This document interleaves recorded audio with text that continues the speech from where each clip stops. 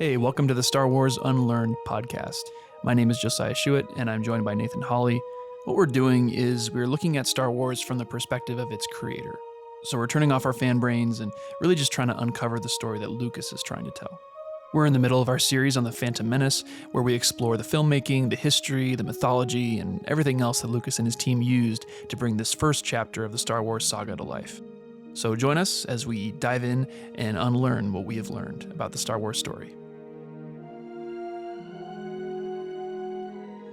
So it's the landing platform. So yes. Okay, this is fun. This is night have has you looked fallen, at the screen? Right? Night yes, has fallen. At this point it's night. Yes, at this point it's nighttime. Yes. Because now we've really had every character's had the door slammed in their face, right?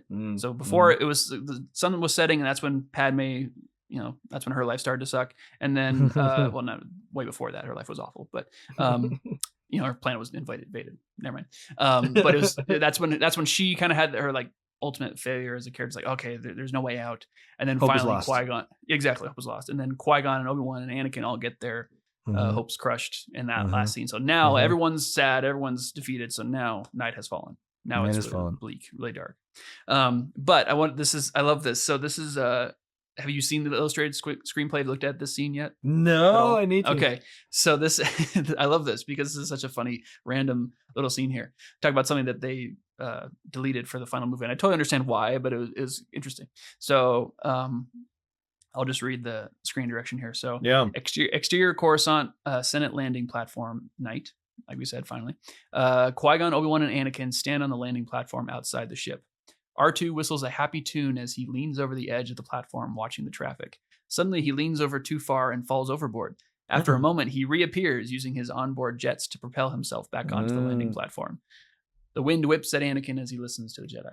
And then that Obi-Wan and Qui-Gon have a conversation. So I just like that there's this little R2 little scene that we never got of him leaning over the railing. All of a sudden, woo! You can hear woo! that R2 scream as he falls over, and like a moment of silence. Like, did R2 just die? And then all of a sudden, he jumps up or he flies through the air with his jets. So his jets would have made their first appearance here instead of they would have made it. That's what I was thinking. Is hey, this shouldn't just come about later in like episode 2. Here it is, right here. Very good. Yeah. So I totally understand why that scene wasn't included. I understand why he would have thought he might have needed it also, because it's been kind of depressing up to this point. It's like, okay, we have like a moment of levity. We need to laugh here or there, but I also understand like, well, it seems we go from that to another kind of serious scene. So it was kind of just a momentary disruption of the melancholy. So he probably thought like, it's probably not worth it, or maybe it was too hard to film, or I don't know why they cut it, but I can see a reason story-wise to get rid of it. But I just thought it was kind of fun. Like, I never even heard of this scene. Never thought of that before. So that is good. But I will say, I really like, and as I was watching it here, I like how he transitions. Like they have the big ship just kind of blocking the screen, like it goes right in front of the screen. The camera's panned over the landing platform, and it's just introduced by this giant ship just kind of sailing right across. I just love how George does that. He's just it's just great. I would never have thought like, let's put a ship right through the dead center of the camera as we're transitioning. So but just kind of lighten the mood, just a hair, even just that little transition. Like, okay, there's a little breath here. Yeah. Now we get right back into it. Well, it's true that's a good example of Lucas's kind of style in these films, right? Where visually, where he, there's a camera pointing at this landing platform, but there's traffic happening. They're not going to stop for a camera. Like the idea that, again, it's kind of like a documentary. So the ship is going to fly in frame. It's like, get out of the way. I'm trying to shoot this landing, get a shot of this landing platform kind of thing. Maybe that's not exactly what he thought, because a lot of times in film, you'll see things put in the foreground just to give the shot depth. So it probably serves both those purposes. But it's true. It's a good touch. Lucas does like to add those things, and it does feel very Star Wars to me to see that kind of thing. Oh yeah. But he does always give us some transitional shots. He always starts with a wide shot, then he gets in closer. He doesn't start with a close up of character's hand, grabbing their lightsaber or anything. It's always a wide shot, then you get closer and closer and closer as the scene goes on. And so here we start with a wide shot of the landing platform, and then we in the final movie we cut into that conversation between Obi-Wan and Qui-Gon, where it's more of an argument than a conversation. But boy, we're seeing the all the sun here kind of starting to I don't know if rebel is the right word, but he's starting to disagree, speak up against his master, speak up against Dad's here. Yeah. Dad's decision here, yeah. Well, so you can tell like Qui-Gon just said like, hey, you're being disrespectful, bro, or whatever it was, because like Obi-Wan says, it's not disrespect, master, it's the truth. Says from your point of view. The boy is dangerous. They all sense it. Why can't you? His fate is uncertain, not dangerous. The council will decide Anakin's future. That should be enough for you. Now get on board. And so that's really interesting, because the question is, does Qui-Gon sense that Anakin is dangerous and ignore it, or does he honestly not sense the danger that the other Jedi senses? Because either way, he acts on instinct, right? He's the one. He's always present. He's always in the moment, and he tells Anakin, feel, don't think. Use your instincts. He acts on instinct, and he doesn't really worry about the future that hasn't happened yet, the uncertain future. So is he just not sense it at all? Does he choose to ignore the danger, and even though he does sense it? Because he kind of argues with Obi-Wan here. He says his fate is uncertain. He's not dangerous. But is that true? Like, it's just interesting, because like you're not quite sure what Qui-Gon's thinking there. Yeah, how much does he know? Yeah, and it's interesting too that he's so confident there. Like he does admit, well, the boy's future is clouded, and I wonder if he's just saying that because Yoda said it, or if he believes differently or not. I don't know, but it seems like he might just be throwing Obi-Wan a bone. Like, yes, the council said his future is clouded. Whatever, but I'm pretty confident he's not dangerous. He's just flat out, no, he's not. He's not dangerous. Yeah. Wow, that's a bold statement. Yeah. So confident. And he's wrong about that, because Anakin definitely does become dangerous. Not yet, but like at the moment he's not. So that's the thing. That's why I was wondering, like, is he just not focused? He's just completely ignoring the future. He doesn't even care, or is he just saying, well, in the moment he's not dangerous. He's just uncertain right now. But all the Jedi, everyone else is kind of looking forward. Obi-Wan likes to look in the future. Yoda tries to look at what's going on down the road, and they sense the danger. And so it's just wondering, what's going on there. But yeah, it's Qui-Gon definitely has I wouldn't say he's like a super prideful character, but he does have a pride. He's very confident. He's very, I know what I mean. I know what's up. This is what I think is happening. And and sometimes, like George said, he's a bit of a troublemaker, and sometimes it can be he can make dangerous decisions, and sometimes it's obviously eventually he makes a really good decision. He makes the good decision to train Anakin that will eventually save the galaxy. But there's a lot of mistakes and a lot of it's just eventually, again, these Jedi are awesome characters. They're the good. They are the highest good. They're the most moral characters in the story, but they have a lot of flaws. They each have their mistakes they make, and Qui-Gon's no exception. All right, but it's really interesting. Yeah, it's the first time we kind of see Obi-Wan and Anakin, or Obi-Wan and Qui-Gon kind of butt heads a bit. And Qui-Gon basically just tells him to go to his room at the end of it. So you feel that. You feel the tension there. Yeah. Yeah. And this scene is definitely why Lucas realized he needed that scene later on Naboo where Obi-Wan and Qui-Gon kind of reconcile, because he didn't have that originally. And this was the last kind of conversation they had, and he realized, I can't leave it like that. They gotta reconcile before he dies. Yeah, I'm glad he did. Yeah, that would be not a very good way to end. Yeah, totally. But yeah, then Anakin shows up and he says, "Master Qui-Gon, sir, like I don't want to be a problem." And then Qui-Gon says, "You won't be, Annie." Like, nope, actually, you will be, but it's fine. Not right now. You're not a problem now. But again, like as you said, Qui-Gon is always present in the moment. But that also means that the future can be a blind spot for him. So, and a Jedi should see things before they happen. So, and he sees the potential of the chosen one, but that's in the distant future. And the near future is where Anakin does become a problem. So, it's interesting. Of course, and it's, like I said, that we see the seeds of darkness, but Anakin still has a good heart. Like, he doesn't want to be a problem. He never wants to be, and he doesn't think of himself as a problem because he doesn't want to be. And so it's still good to see. Yeah, he's still that good-hearted kid, even though there is darkness in him. That's, like I said, it's not a problem yet. And that's what Qui-Gon's whole point right now. He's like, he's a kid. Lighten up, everybody. Yeah, absolutely. And then you get the line that we talked about earlier. Chris, I'm just blanking on it now. I'm not allowed to train you. And now we know the context of that a little bit more. Yeah. So that's huge. Yeah. Yeah. I So love watch this me. line by Qui-Gon. This is a huge line. He said, like, I'm not allowed to train you, so I want you to watch me and be mindful. Always remember your focus determines your reality. Stay Mm-hmm. close to me and you will be safe. Mm-hmm. So Qui-Gon, he respects the council's decision. He's a maverick, but he's respectful. He's gonna Mm-hmm. Anakin. He's like, okay, I'm not gonna train you. I'm not allowed to train you. Anakin will also have a lot of disagreements with the council, but he tends to go too far. Qui-Gon reins it in. He doesn't overstep his boundaries. And that line, your focus determines your reality. Yeah. Anakin, as Obi-Wan says in the next movie, like, you're focusing on the negative. Anakin will focus on the negative at very pivotal points in his life, and and that does determine his reality. His life does take a turn for the worse.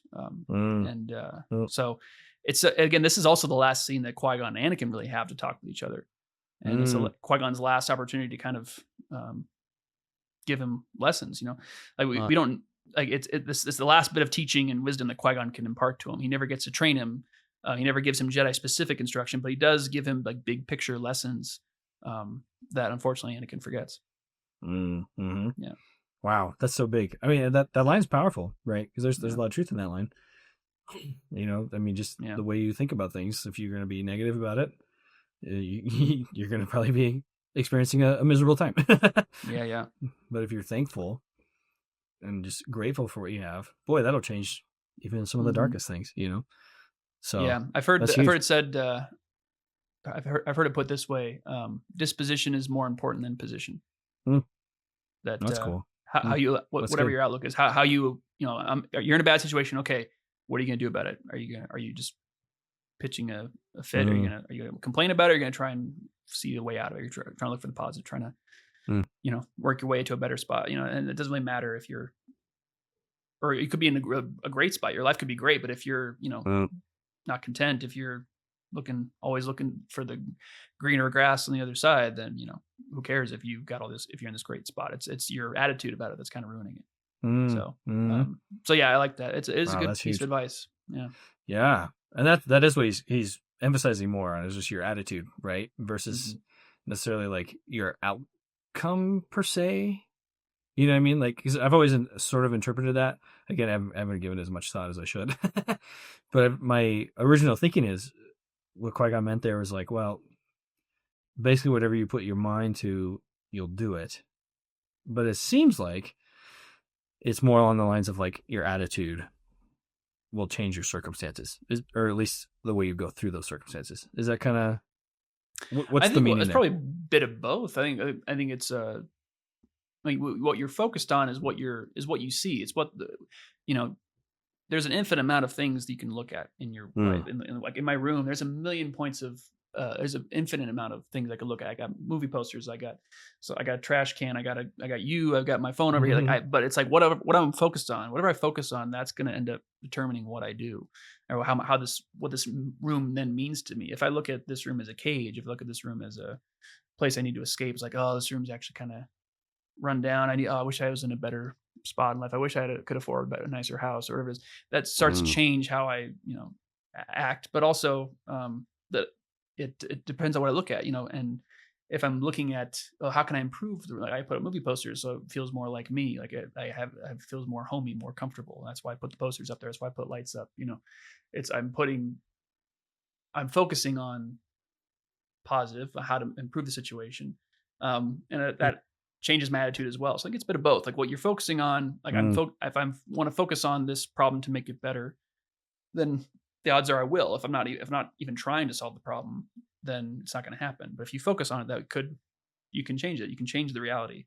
But it also affects your attitude, I think. So I think those are part of the same. Well, that makes sense. Idea. I think they're kind of connected. I don't know if that's okay. Well, you said it makes sense. I don't know if it did. I think I appreciate you saying it does. I don't know if I explained it very well, but that's I think that's kind of what he's getting at here. I mean, there's different ways to interpret. He doesn't exactly explain it, but I think considering Anakin's story, Anakin does, like in episode 2, perfect example, like Obi-Wan says, he calls him out. He says, "You're focusing on the negative. Like, she barely recognized me." It's like, Padme was happy to see you. That's what Jar Jar has to tell him. It's like there's another way to look at this, dude, and that can propel you forward, or if you look at the negative, it can hold you back. So boy, what a summary of Anakin's story, right? It was like from that episode 2 basically on, maybe you could argue some here, he's going to be focused on the negative, which I never even thought about until really, what do you want to say? Empire Strikes Back, Return of the Jedi, where he starts focusing on the positive with Luke. You know, I definitely Return of the Jedi. I think in Empire, it's a twisted positive. Like he's have a son, but he sees Luke as an opportunity to gain more power. Yeah, but really, Return of the Jedi, you really see that focus change. Because I mean, even Episode 3, I mean, he's so focused on Padme dying that it's a self-fulfilled prophecy. That he's just so focused on, I have to stop this. I must stop this. I can't live without her. It's all negative. But with Luke there, that's the first time you really start to see him shift. It's really from Episode 2 on. I mean, between Episode 2 and 6. Oh, that's cool. I've never thought about that before. Huh? Yeah, and we see Anakin, and he does, Episode 2, is kind of before Episode 2 starts. It seems like he's on a good trajectory, but then Padme shows up. He starts having these dreams about his mom, and that's when he starts focusing on the negative. That's the problem with Anakin. A lot of people, kind of miss is that at the beginning of each movie, he starts out good. We just see more darkness creep into him as the story goes on. The stories are about bad things happening to Anakin and how he deals with them and how he fails to deal with them, right? So it's not that he wasn't always a whiny teenager. It's like the whiny teenager comes out of him when he's put in these really high pressure situations. And so if you look at Clone Wars, that's one thing that's George Lucas has said about Clone Wars is that it's not really about Anakin's story. Clone Wars is kind of just a bunch of extra stuff where Anakin doesn't change much during the Clone Wars, because in the Clone Wars, Anakin's doing well. He's at its height. There's not a lot of character development really for Anakin during the Clone Wars. There is with Ahsoka, but the main thrust of the show is not showing Anakin's fall to the dark side. That's what the movies are for. And so during the Clone Wars, Anakin is focusing on the positive a lot of the time, and he becomes a really good teacher, becomes a really good Qui-Gon a lot of the time. And by the time you get to Revenge of the Sith, when it starts, he's the best we've ever seen him. Anakin's doing great. All signs point to him being a great Jedi, and things are going to be good. But there's that one thing, that one Achilles heel that he has where he can't focus on the positive there. It's that control and holding on to the people that he loves. It's that possession that he has, that attachment problem. That's where he'll always see the negative. That's where he still hasn't overcome that. So that's what the movies deal with. So so it's so I kind of I should clarify, and I should change what I said, where Anakin focuses on the negative at very, very specific parts throughout his life that have repercussions, because he does listen to Qui-Gon's advice here at some point, and he does during the Clone Wars, like he's doing well in the beginning of Revenge of the Sith and beginning of the Attack of the Clones, he's doing fine. It's just it's just when it counts, he fails. That's the problem. Yeah. And that's good. That's really good. Yeah. Wow. That's powerful. I like it. Yeah. Oh, good stuff, man. All right. So big deal here. A lot of controversy in this next part. Midi-chlorians. Yep. What we've all been waiting for. Yes. Yes. Can I read this part here? I'm going to read this. Go for it. Can I read it? This is from the archive books. George Lucas says, Midi-chlorians are a loose depiction of mitochondria, which are necessary components for cells to divide. They probably had something, which will come out someday, to do with the beginning of life and how one cell decided to become two cells with a little help from this other little creature who came in, without whom life couldn't exist. And it's really a way of saying we have hundreds of little creatures who live in us, or live on us, and without them, we all would die. There wouldn't be any life. They are necessary for us. We are necessary for them. Using them in the metaphor, saying society is the same way, says we all must get along with each other. So there's a little George comment on there you go. Midi-chlorians. So perfect. A lot of people don't like it. This really bothered a lot of people. I gotta say, it never bothered me. Same here. Couldn't have cared. I don't know why it bothers people, honestly. I really don't. I don't understand. Yeah. But well, I understand. I should say I do understand why it bothers people. I just don't agree. I just don't share. Yeah. The sentiment. Why does it bother people? I'm curious, because that it just is so foreign to me. Yes. Well, I think especially if you look at the original trilogy, there was no discussion. There was no screen time really devoted to the idea of who has the Force, who doesn't really. I mean, not in the way that people, it was like super obvious in a way that said, these people are not allowed to be Jedi. These people are. So there's a lot of people who grew up watching the original trilogy who felt like, oh, I could be a Jedi. Anyone could be. You just got to train, and you got to, focus. If I stare long enough at the TV remote, I can move it with the force. If I really, really try, that's, we've all tried to use the force in our lives. Right. And so that's that kind of thing. Like, people, and also the force was always depicted as this very spiritual side of things in the original trilogy. Now, George delves into the biology here. He delves into a little more scientific side of things here, but it has a very distinct purpose. And he does talk about that it is distinct from the spiritual, but he's not trying to intrude upon the spiritual aspect of the force with this. This is a separate issue. So when people first saw this, I think they assumed that this was changing the force. That this was like, oh, the force is now this, it's a luck of the draw with DNA and blood. It's like, oh, if you don't have the right blood, then you can't be a Jedi.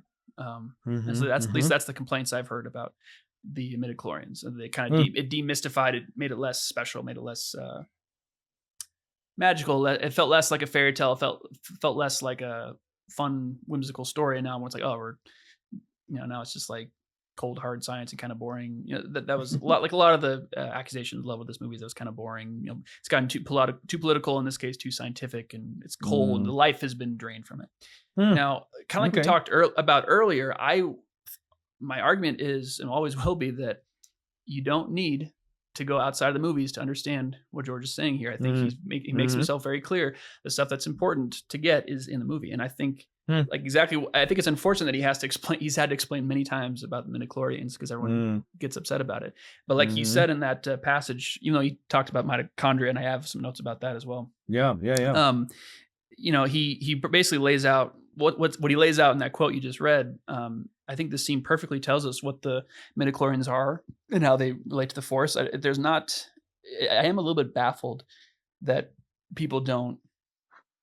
Again, I understand why, because as we've learned through this series, that we think we know these movies really well, and when we actually explore them, we go, "Oh, never mind, I know nothing." And so I think a lot of fans think they understand what the scene says and what this movie says, and they just don't quite get it, because I think it's laid out pretty obvious here. I think if you just really look at it and think about what they say, it's pretty obvious.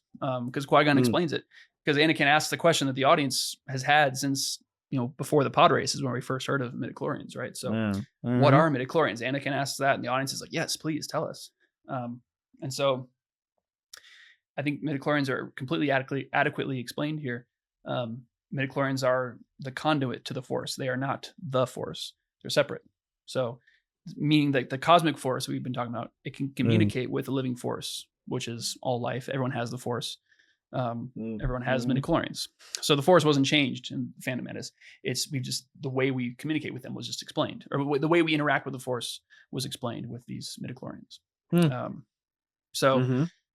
Yeah, like it's and the reason, again, like we talked about, George is delving into the idea of the living force here, and why I guess biological is because it's that metaphor, like he said in that quote. Like that's the purpose of it.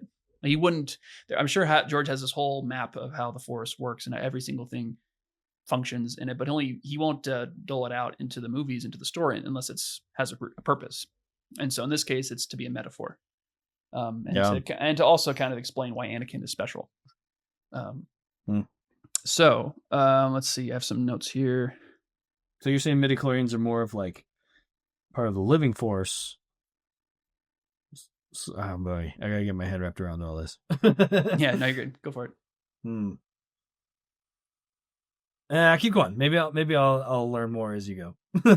I'm trying to understand living force and cosmic force, and kind of define them, see how they work together. Gotcha. I've heard those terms before, but never really had them super fleshed out, particularly in life. They're tricky.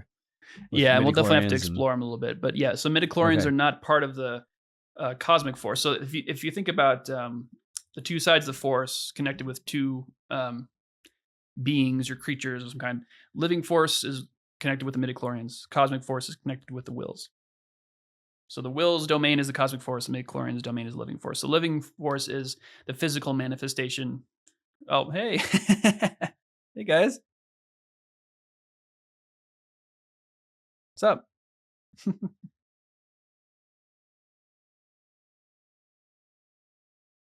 Very good. No, you're fine.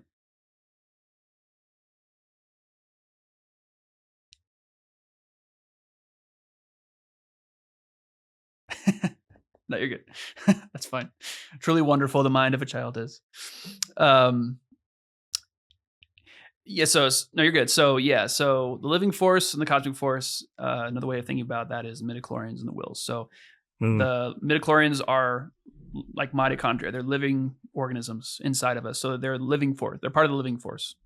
They are physical. They have a body. They have an effect on the physical world around us, or around the characters in this universe. And the wills are part of the cosmic force there's much more mystery going on there. And then we talked about earlier, I don't really know as much about the wills as I should know, but I do know that they're very Sure. distinct from the living force and midichlorians. So the midichlorians are, like I said, the conduit to the force. Like that's how we communicate. Well, honestly, let's just read. I'm just going to read the dialogue here because I think Qui-Gon explains it pretty well. Yeah. So, oh, real quick before you do, does everybody have midi-chlorians? Yes. Okay. Gotcha. Because Qui-Gon says different amounts. Yeah, Qui-Gon says midichlorians are a microscopic life form that resides within all living cells. I should know that. Okay, you just read. No, you're good. No, you're fine. Well, midichlorians are a microscopic life form that resides within all living cells and communicates with the force. That's a line that's added in the script. It's not in the movie. But it's he says it later, so it's just redundant. So Anakin says, they live inside me. And Qui-Gon says, in your cells, yes. And we are symbionts with the midichlorians.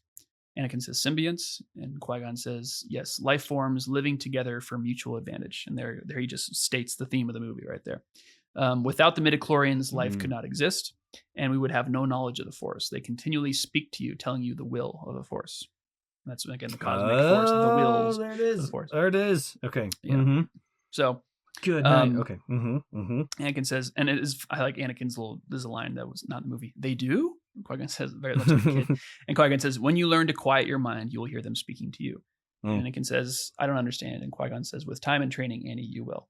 So again, not every question is answered, but you'll learn enough about them in that description that clears a lot of things up for the audience at this point in the movie.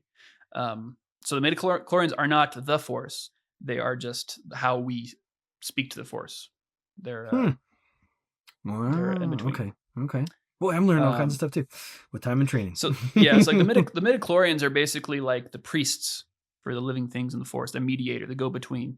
Midichlorians like tell us the will of the Force, and the priests tell us the will of God, or like mediate between us with God, that kind of thing. That's I think one way to kind of look at it. If you're going to go into kind of the religion, or like if the Force is a metaphor for faith and God and all that, that's one way to look at it. As a priest is kind of like the mediator, and midichlorians are kind of like the go-to, the go-between the character, the Jedi, and the will of the Force. George has some quotes here about it that I'm gonna read out. It might make a little more sense. Everybody said it. This is from an interview in Rolling Stone in 2005. George said, everybody said to drop the stuff about the midichlorians. It makes it too confusing. He said, but it's a metaphor for a symbiotic relationship that allows life to exist. So that's, again, just him summing up what that means here. But so this is him. James Cameron had this series.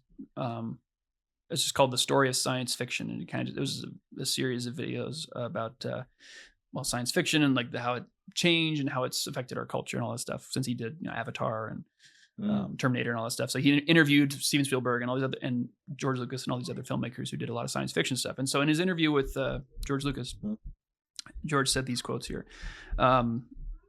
He says, back in the day, I used to say ultimately what this means is we were just cars, vehicles for the wills to travel around in.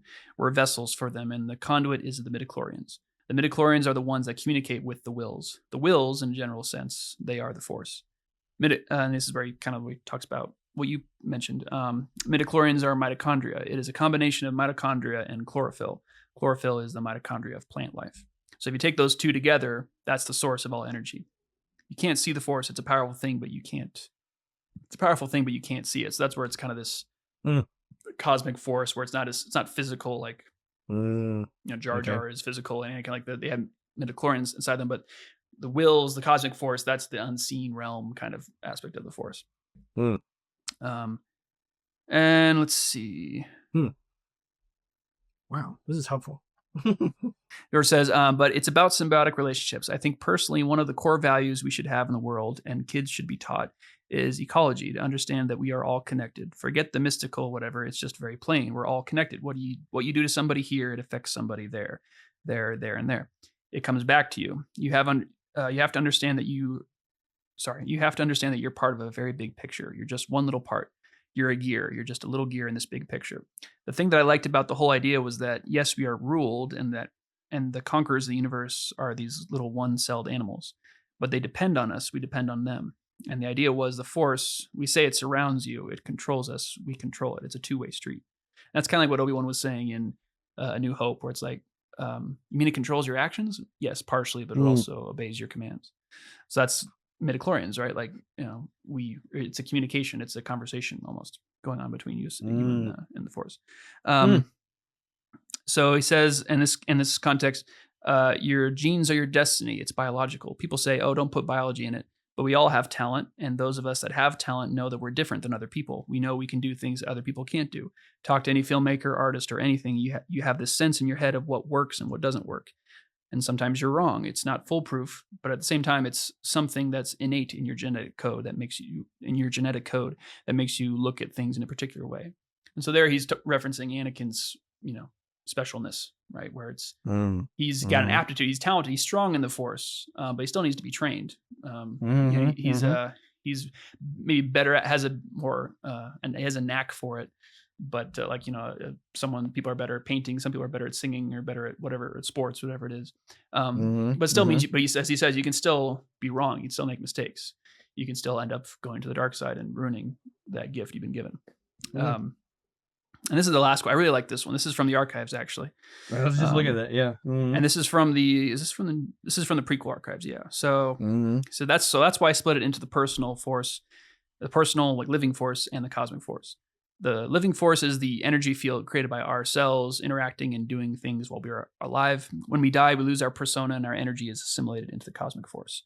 If we have enough midi-chlorians in our body, we can have a certain amount of control over our personal living Force and learn how to use it, like the Buddhist practices of being able to walk on hot coals. Some people can't because they just don't have as many midi-chlorians. That's just genetics. So the more midi-chlorians we have, the more accessibility we have to the Force. So we have to be trained how to use it. For example, we can be good at math and on the piano, but to become a physicist or a concert pianist, you have to be trained.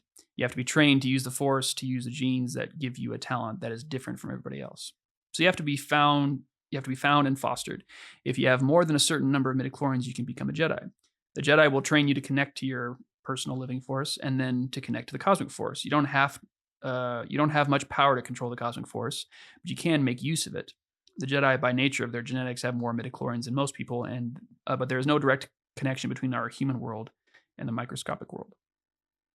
So I like that one a lot, just to kind of help clarify that, yes, everyone has midi-chlorians. The Force is in all living things, but you need to be trained.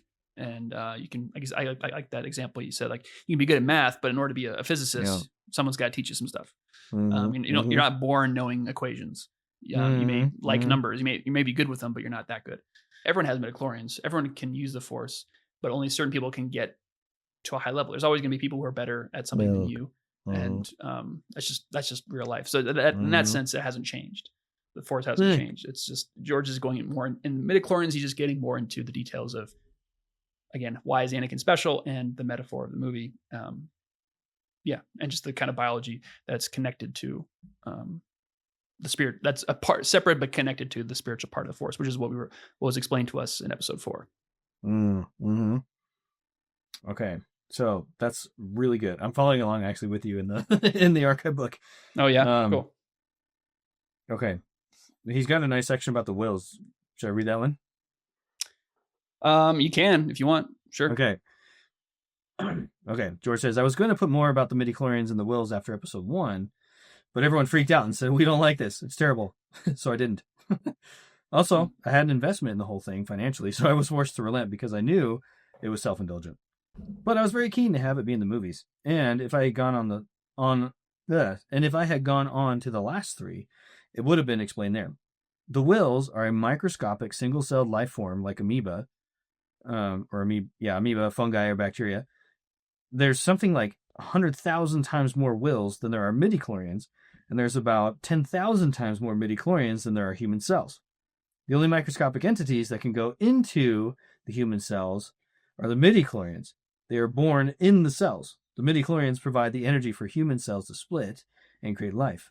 The wills are single-celled animals that feed on the Force. the more of the Force there is, the better off they are. So they have a very intense symbiotic relationship with the midi-chlorians, and the midi-chlorians effectively work for the Wills. Yeah. It's estimated that we have 100 trillion microbes in our body, and we're made up of about 90% bacteria and 10% human cells. So who is in service to whom? I know this is the kind of thing that the fans just go berserk over because they say, we want it to be mysterious and magical, and you're just doing science. Well, this isn't science. This is just as mythological as anything else in Star Wars. It sounds more scientific, but it's a fiction. It's saying there's a big symbiotic relationship to create life and to create the Force. But if you look at all life forms in the universe, most of them are one-celled organisms. I think of one-celled organisms as an advantage or as an advanced form of life because they've been able to travel through the universe. They have their own spaceships, those meteorites that we get every once in a while. They've been living on those things for thousands of years. They've been frozen, unfrozen, and can survive almost anything. The one-celled organisms have to have a balance. You have to have good ones and bad ones. Otherwise, it would extinguish life, and they would go out of balance. The dark side takes over. The Force is split into two, the positive light side and the negative dark side. The dark side is very greedy and possessive. Greedy people want everything, and when they get everything, they're insecure, constantly afraid that somebody's going to take it away from them. Fear is the doorway to the dark side. If you're fearful, you're going to do bad things, and you end up in World War II with 85 million people being killed. If you keep that up, there won't be anything or anybody left. If you're not afraid and you're willing to jump into the river to save a baby, regardless of the consequences, that's compassion. That's the good side of the Force. Well, there's a lot there. There you go. Huh. Yeah, and it's still kind of tricky, like the Wills, because earlier he said like the Wills are the Force, and here he says they're kind of separate. So the Wills are really interesting. So we'll have to have a conversation where we really try and kind of nail down as close as we can, because again, he's always changing his mind. Like nothing's. Well, I mean, but no, and in a good way. Like nothing's final until he puts it up on screen, right? Mm-hmm, Well, even then he makes changes. So he could be. These quotes are taken from different points, and it's like maybe he changes his mind. Maybe they are consistent with each other. Who knows? But that does help. It is, any amount of context can clarify some things. It may add more questions to other aspects of it. But so I think there's a lot to go through there. But yeah, it's cool. Definitely very Buddhist, and he says that in there. Yeah, it's a very Buddhist thing. And I know George is very influenced by Buddhism, but yeah, it is. It's interesting because he wants to put it in so much here. Anyway, sorry, you're gonna say something. Go ahead. I'm still forming. Well, it was funny. I've heard him talk about people say, what's your belief? What are your religion? Or what is your religion? He says like I'm a Methodist Buddhist is what he said, which is just kind of funny because like he's clearly just like he has inspired by a lot of different influence, a lot of different religions and influences. But but I think in the terms of this of just this film, I think the explanation in the movie is pretty helpful because at this point we don't really know about preserving your consciousness in the Force, and we don't know about all that stuff. But it's there just to state the theme of the movie, and it comes from Qui-Gon, who is he explains the Force to Anakin in biological terms, hence the midi-chlorians, and he's all about the living Force, so this makes sense, right? He's all talking. It's a way that Qui-Gon would describe the Force. Like that's a very important aspect of the Force to him. Again, it's not the Force; it's connected. It's how we communicate with the Force, is the midi-chlorians. When you compare that to Obi-Wan's explanation to Luke in Episode 4, it's much more. Luke doesn't ask, what are midi-chlorians? Anakin asks, what are midi-chlorians? Luke asks, what is the Force? And Obi-Wan answers. That's why you get two different answers. I think people got confused where they thought that you got two different definitions, two different answers to the same question, when actually two different questions were asked. Luke asks, what is the Force? And Anakin asks, what is the midi-chlorians? And so that makes sense that there's two different answers. Yeah. Wow. And it's so interesting. I mean, George says several times that this movie, if not the whole saga, is all about that symbiotic relationship. And the midi-chlorians are just one aspect of that. And it's just, he tries to personify that in Qui-Gon. Qui-Gon, we even see that in his arc here, just him learning that, okay, Jar Jar's not just a waste of cells. He's not a waste of a life. Anakin's not just a pathetic life form. We've talked about that. And I appreciate that aspect of it, and just Qui-Gon's relationship to the living Force, and just realizing like, no, all life is valuable. there is a value here. Whereas, like we've talked about, other people kind of scoff, like Obi-Wan, he sort of scoffs on it, which circles back to what he just said, that scene before. He has much to learn of the living force, respecting living things, and learning to appreciate them. So, and that's a neat theme. And I appreciate that. I appreciate, George just trying to put that in, and just, it's a little lesson like, hey, life is valuable. We shouldn't be like the Sith and just stomp it out when it's inconvenient to us. Like there's a life here that's valuable, whether we deem it so or not. It is. So I just think that's a neat theme. I would just see that, because that's what George is trying to say. I mean, he said that in that quote, like we live together. And that isn't it Qui-Gon that says we do one thing and it affects the other kind of idea? He says a line like that. Or Obi-Wan says to Boss Nass, you and the Naboo form a symbiont circle. What happens to one of you will affect the other. You must understand this. Yeah. So Obi-Wan definitely understands that part of the living force. Yeah. It's true. And I like that. I think what George is illustrating here is that he's shown us the need for symbiosis on the larger scale. He's showing us that simultaneously we have the Naboo and the Gungans needing to form a symbiont circle, right? They need to form that relationship to help each other out. And we've seen it with Anakin helping his new friends on Tatooine. Like, the biggest problem in the galaxy is no one helps each other, right? And so he's showing, it's like at every level this is true. Like, and so the point of the Midi-chlorians is that even at the smallest you can go, the microscopic level, there is symbiosis. There, in order for life to exist, in order for us all to move forward, in order for this whole thing we're doing called life to work, we need to have that symbiotic relationship. You need to work together. You need teamwork. And so that, I think that's part of his, like you said, that's the picture he's painting here, is that every level, the macrocosmic and the microcosmic, or microscopic or whatever, is it's true. It's true on all those levels. And that's why it's such a big theme for him. So I think that's another thing that's happening here. And I really appreciate how he ties in that quote, the dark side and light side, how the Sith, they become selfish and they don't care about life other than their own, it's like, well, no, you're going to serve me. I don't care about you. Whereas the Jedi are compassionate. Like George said, they throw themselves into the water to save the baby. That's compassion. And that's the right and noble thing to do. Whereas the Sith will throw the baby in for their own sake, to use that same analogy. And I really appreciate that theme. You and I are believers. We are, I'm a pastor, and we just from that perspective, God created life and it's valuable. It should be treated that way. And then George picks up on that. I think that's neat. Absolutely. So he and I would disagree on a lot of things theologically, but there's a lot of good things. Yeah, absolutely. So good stuff, man. Good stuff. I have a lot of questions, but that's good. It's good for me to know. I've often wondered more about living force, cosmic force. What does that mean? I can see why fans are really confused by that. I can see where they would miss that. And after your explanation, like why people would be upset, because I grew up in original. I mean, we've talked about it. I'm kind of on that border between original and prequel trilogy. Like the first 12 years of my life were only OT.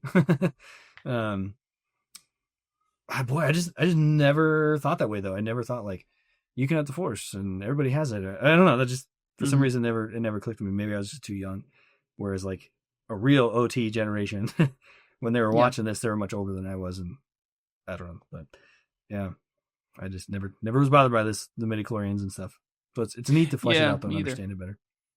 Yeah, me either. And I think it's important to, I mean, well, it's not important as well, but I think it'd be fun to do an episode where we kind of do a deep dive on the force and really try and figure it out and try and lay it out. Because again, it's a little more complicated and confusing and more intricate than the movies go into. Like it's not, you don't need to know everything about the force to get what the movies are telling you.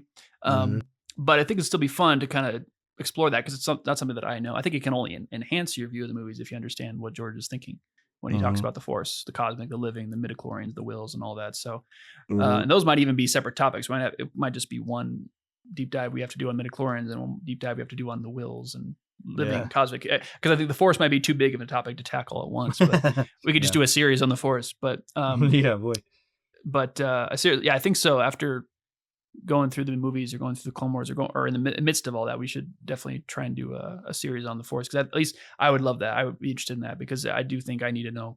You and I both. I mean, everyone I think can learn more about the Force, because again, it's, as like I said, it's not necessarily I can't say necessarily and necessary right next to each other. That sounds really weird.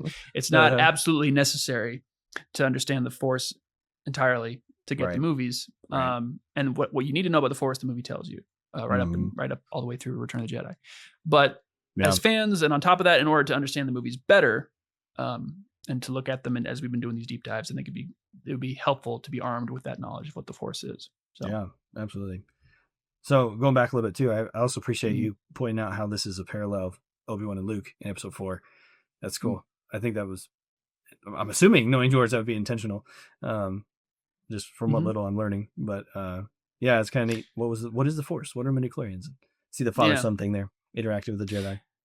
It's true. Yeah, there's similar scenes, there's similar conversations, and Lucas does. I mean, he said straight up I think it's in the commentaries, that he's separating the spiritual and the biological aspects of the Force here. That the midi-chlorians don't intrude on the spiritual side of it, so you can still enjoy that mystical, mystery, spiritual aspect of it that the fans were excited about in the original trilogy. That was pretty much the only part of that whole structure that was talked about, was the spiritual side of it. But here he's just adding something new. Every movie you want to add, he tries to add something new and explore a new aspect of the story or the characters, in this case, the universe, the foundation, the inner working of it all. So I think it's, I'm glad he brought it up, and I think it works. And, he doesn't really talk about it. I know he talked about it. I'm not going to bring it up because people didn't like it, but he also knew that, I think if it would have been more important to the story, he would have brought it up more. Like, because we hear the word midi-chlorians again, we hear the word, the wills and all that in Clone Wars, and so when it is important to the story, he brings it up again. But so I think he's not just shying away because people didn't like it. But like, as he said, like, that's kind of like what I was saying earlier, that as he said in that quote, is a little self-indulgent. Like he said, like he doesn't need this for the story, so that's why it is a little more confusing, a little more complicated, because it's not maybe just for your 12-year-olds to understand when they're first viewing. But anyway, and it'd be interesting. I don't know if we'll ever hear his original thoughts, because I mean, he said in there, and it's pretty well known that his sequel trilogy was going to be very involved with living cosmic force, wills, midi-chlorians, which is probably my hunch why Disney veered away from it.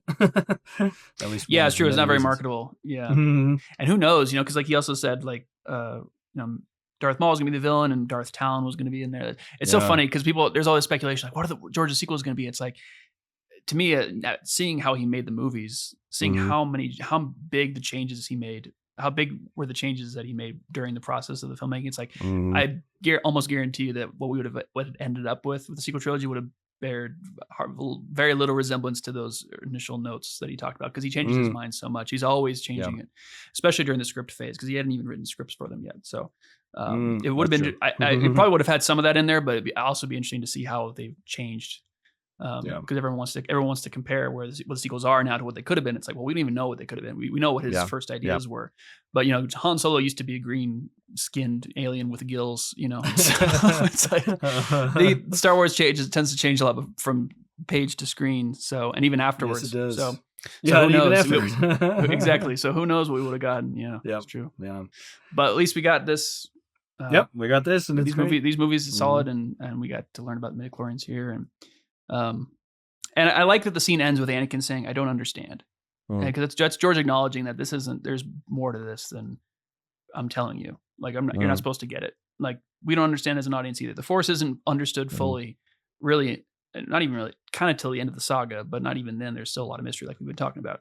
We're constantly learning about it up until the end. And I think that's good that's acknowledged by Anakin, and Qui-Gon's kind of talking to the audience there. With time and training, you will understand it. And by the end of very last scene, Return of the Jedi, we're learning, Anakin preserved his spirit in the Force. That's cool. So like, we're still learning about the Force in the very, very last scene of this whole story. So I like that. There's still mystery. There's still stuff to learn, and George didn't just explain midi-chlorians, been like, see, doesn't that make sense? And we're like, no. And Anakin goes, I don't understand either. But the part that is understood is the life forms living together for mutual advantage metaphor that he was trying to get across. That's the biggest thing. That's the biggest, because he's a storyteller. He's not a scientist. He's not a biologist. His biggest thing is getting the story out there. And that is made clear in this scene above everything else. But very, okay, not connected to anything we talked about so far, but I love how R2 in this beginning of the scene, R2 is there with Anakin. And as soon as Anakin, Qui-Gon start talking, like he hears Anakin say, "I don't want to be a problem," and then he just like quietly goes off to the railing and kind of he goes like, "Okay, you guys need to talk. I'll give you some space." So he just shuffles off and starts looking at the traffic and going like, "Oh, this is just kind of mind his own business, trying not to eavesdrop." That's just that's the sense you get. I just love R2, and I love it. It's just some fun character stuff coming from this garbage can on wheels. Just little things like that are fun, little touches. I like that too. I noticed that this time around. Well, and before, but just seeing him peer over the edge and just watching everything. Yeah. Such a good, like, I don't know, little kid thing or like a dog, just doing his thing. Yeah. Yeah. In the script, it says the two taxis pull up and Captain Panaka, this is interesting, Senator Palpatine shows up too. And 20 or so troops, guards, and officers walk briskly towards the ship, followed by Queen Amidala, Padme, Arete, I guess. I always get that name wrong. And finally, Jar Jar, Amidala, and her handmaidens stop before the Jedi. Who's Arete? That's one of the handmaidens. It's like it's Sabe, Padme, Arete. All the handmaidens have A at the end of their name. Seems like. Yes. Okay. So she's just one of the handmaidens. But it's interesting that Padme shows up in the scene in the script, where I'm pretty sure it's Padme as the queen in this scene in the final film. And then Qui-Gon says, "Your Highness, it's our pleasure to continue to serve and protect you." And Amidala says, "I welcome your help. Senator Palpatine fears the Federation means to destroy me." Qui-Gon says, "I promise I will not let that happen." Then Jar Jar is all excited. We see going home. And So I just think it's interesting that Palpatine is right in thinking that the Federation wants to kill her because he's the one who wants them to kill her. So it's funny that he's like, but they're going to kill you. It's like, yeah, that was your idea. But this is interesting because again, it's nighttime. Why is the scene at nighttime? Because we're kind of sent home packing. Like everyone's kind of sent home in defeat right now. Like there's not much to. There could be a war coming. Like this is a really bleak situation. And the only people excited about going to Naboo are Jar Jar and Anakin. Right? Jar Jar's going home, and he's so excited he screams it out loud to everybody. And Anakin like, "Come on, R2!" Anakin's going on another adventure. So like our little outcast characters, our audience surrogate characters are excited because they're the kids. The kids are going on an adventure that the kids watching this are having fun going on the adventure. But the adults are all somber and kind of, oof, this is going to be tricky. This is I don't know how we're going to get out of this one. And still, Amidala hasn't really straight out said that she's gonna fight yet. But that's the next scene. It seems like I like the music too, and that just that build up. It seems like, all right, time talking's over. It's time for the adventure. Everything's ramping up a little bit there. It ends on a little bit of hope. I feel like just I don't know if that's intended or not, but just it ends. Or I mean, Jar Jar. What's it going on? Yes, and I think that moment is the kind of the levity, the lightness that Lucas was looking for in that scene with R2. Falling off the platform, coming back, a little happier moment because it has been so somber and kind of down for a while. Where it's just like actually not everyone's upset. We got Jar Jar and Anakin, the sources of happiness and innocence in this movie. And R2D2 it kind of gets the last line where it goes, he whistles or beeps, so he's excited too, kind of. So. Yeah, so it does end on that kind of happy note because it's like I said, it's been kind of serious, and I think it's no mistake that the kids of the movie, Jar Jar and Anakin, are the ones who are excited to get the kids excited again because the kids are probably going like, why is everyone so upset? Like if you're watching this movie, you're like, come on guys, this is getting kind of to be a downer. But, and I like that shot of Jar Jar is similar to that scene, that shot you talked about of the ship flying past frame. This is that shot George has specifically called out as an example of his kind of documentary style where he's kind of framing this camera's kind of like not really sure who to frame. Like Jar Jar's kind of in the corner, but Anakin's over here, and so it's not framed perfectly. Sort of looks like the moment was just kind of captured in the moment. And that's George likes those kind of moments. So that's a specific shot that he's called out I think in the commentary for exhibiting that kind of documentary style. Yeah. It is neat, and I appreciate kind of along those lines. I appreciate the last little scene there where the ship takes off and goes into hyperspace. Just kind of a nice little transition. Just quick shot, but I like it. You know, they took the time to actually show them leaving and jumping into hyperspace. So very cool. Yeah, Lucas loves vehicles, and he always likes to show the ships taking off and landing, and always, and you know, it doesn't really just cut to like, oh, then they're on Naboo now, or inside the ship. He likes to see the ships move through space and through the air, and it's a beautiful ship too. It's a great model, and yeah, we'd love to see. It'd be cool to have worked on them, filming that, getting those shots. Yeah, of that really beautiful model. Yeah. And vehicles are one of my favorite parts of Star Wars, so it's always fun for me to see. Oh yeah, they're so cool. The ships and space battles and stuff. So my kids and I both really like that. But you probably remember that too. I used to have all the ships, and we'd play all the time with them. And I played more with my X-Wing than I did anything else growing up. Not in the Falcon. Loved it. I absolutely loved it. I took that thing everywhere. My brother and I played it. I still, to this day, will play with my kids. The same ship I have from all those years ago. Cool. That's awesome. Yeah, it's great. Cool. So I love those little shots like that. It's just great. Yeah. So.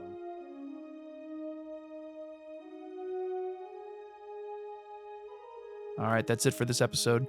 Join us in the next one as we continue our series on the Phantom Menace.